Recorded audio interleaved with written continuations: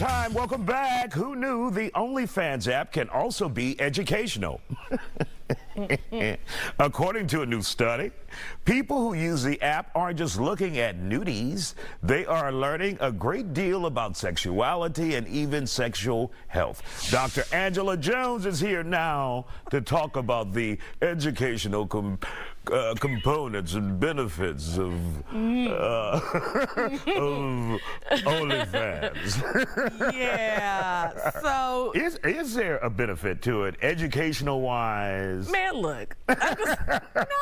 Okay, here's the thing. Can you go on there and learn new positions, discover new things you never knew were, like, you can do in the bedroom? Absolutely.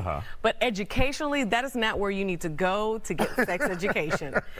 Honestly, it's like... So you can kind of just pick some things up along the way, but don't let it be educational and your Bible. Right, it doesn't need to be your source. It's like saying TikTok is my source for news.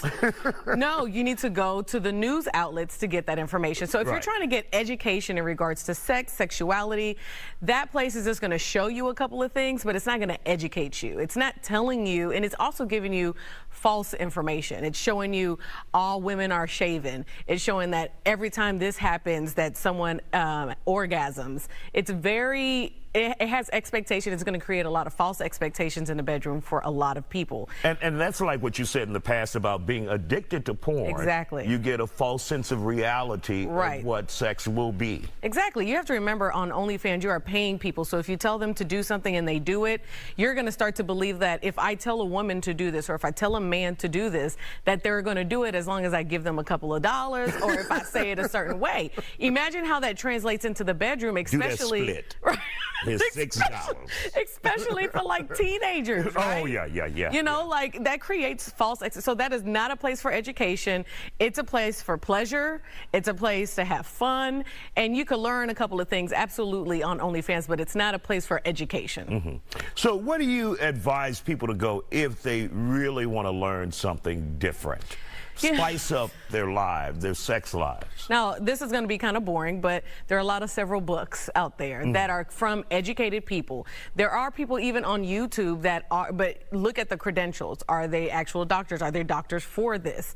There's a lot of different places and outlets we can go now to get good education and good information, but porn sites, places like OnlyFans are not places for education.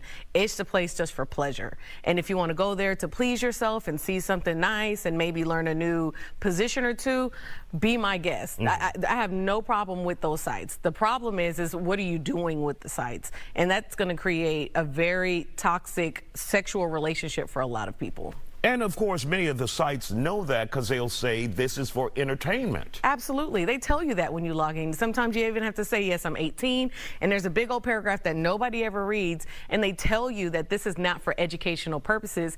It's for entertainment. And so they give you that because they know what service they're providing. So I know there was research that was done on it, and I think there was like 425 people on there. I don't know where they pulled their people from there, and everyone said, yes, we learned something on there. Could have been 425 free. But even if they did learn something, it's not a place. Okay, yeah, I learned I could put my leg this way, and sure, you learned something, but is that your source? Absolutely not. There's a lot of other places to go. All right, Dr. Angela Jones, and of course we can find you on Instagram and of course on your website. Thank you for joining us here on The Factor Uncensored. Still